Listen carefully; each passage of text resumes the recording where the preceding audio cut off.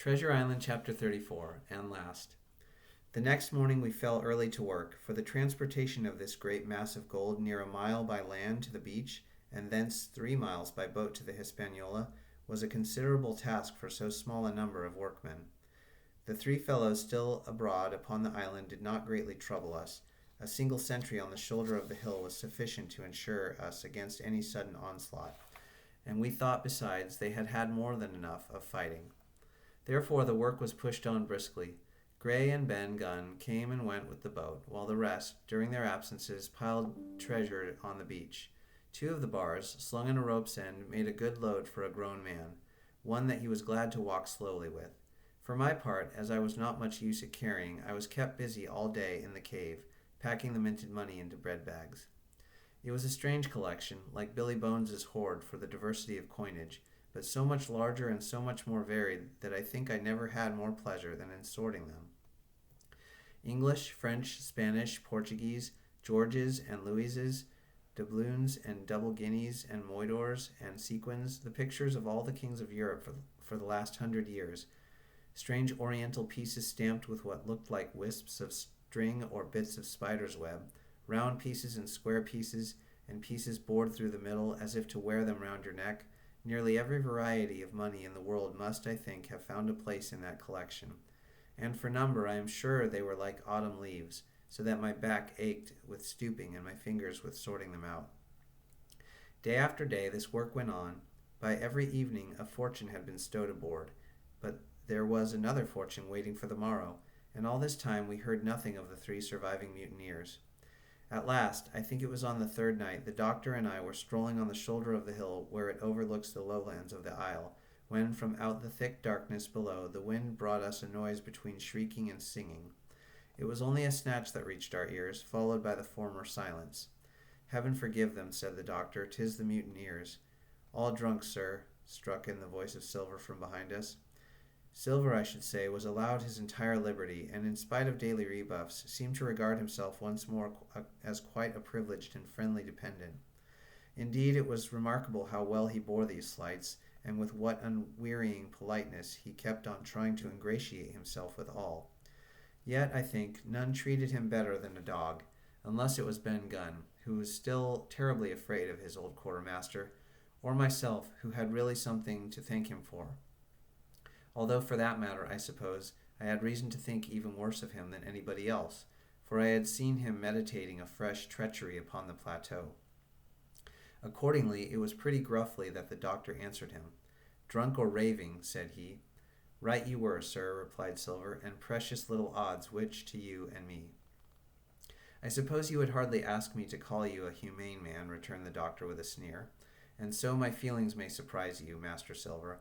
But if I were sure they were raving, as I am morally certain one, at least, of them is down with fever, I should leave this camp, and, at whatever risk to my own carcass, take them the assistance of my skill."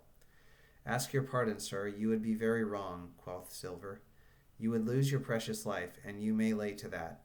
I'm on your side now, hand and glove, and I shouldn't wish for to see the party weakened, let alone yourself, seeing as I know what I owes you. But these men down there, they couldn't keep their word, no, not supposing they wished to, and what's more, they couldn't believe as you could." "No," said the doctor, "you're the man to keep your word, we know that." "Well, that was about the last news we had of the 3 pirates. Only once we heard a gunshot a great way off, and supposing them to be hunting. A council was held, and it was decided that we must desert them on the island, to the huge glee, I must say, of Ben Gunn, and with the strong approval of Gray. We left a good stock of powder and shot, the bulk of the salt goat, a few medicines, and some other necessaries, tools, clothing, a spare sail, a fathom or 2 of rope, and by the particular desire of the doctor, a handsome present of tobacco. That was about our last doing on the island. Before that, we had got the treasure stowed, and had shipped enough water and the remainder of the goat meat in case of any distress. And at last, one fine morning, we weighed anchor, which was about all we could manage, and stood out of North Inlet, the same colors flying that the captain had flown, and fought at the palisade. The 3 fellows must have been watching us closer than we thought, for as we soon had proved. For coming through the narrows, we had to lie very near the southern point, and there we saw all three of them kneeling together on a spit of sand, with their arms raised in supplication. It went to all our hearts, I think, to leave them in that wretched state, but we could not risk another mutiny, and to take them home for the gibbet would have been a cruel sort of kindness. The doctor hailed them and told them of the stores we had left, and where they were to find them, but they continued to call us by name and appeal to us for God's sake to be merciful and not leave them to die in such a place. At last, seeing the ship still bore on her course and was now swiftly drawing out of earshot, one of them, I know not which it was, leapt to his feet with a hoarse cry, whipped his musket to his shoulder, and sent a shot whistling over Silver's head and through the mainsail. After that, we kept under cover of the bulwarks, and when next I looked out, they had disappeared from the spit, and the spit itself had almost melted out of sight in the growing distance. That was, at least, the end of that, and before noon, to my inexpressible joy, the highest rock of Treasure Island had sunk into the blue round of sea. We were so short of men that everyone on board had to bear a hand, only the captain lying on a mattress in the stern and giving his orders, for though greatly recovered, he was still in want of quiet.